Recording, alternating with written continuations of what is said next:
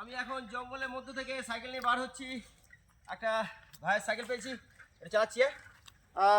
দেখুন আবার জঙ্গলের মধ্যে আবার হারিয়ে যাচ্ছি। জয়পুর জঙ্গল, এটা জয়পুর ফরেস্ট, এর মধ্যে গভীর অরণ্য আছে।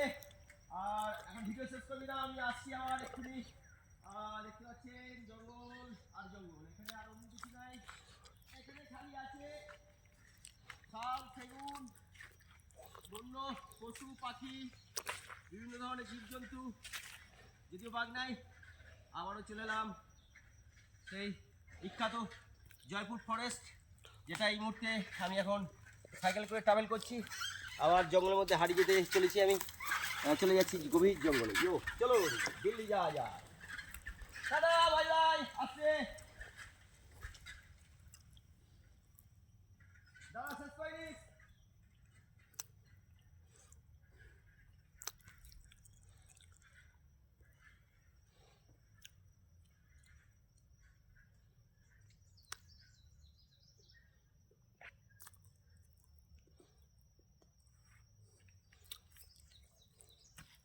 ও সেই ওইখানে উঠে যাবে।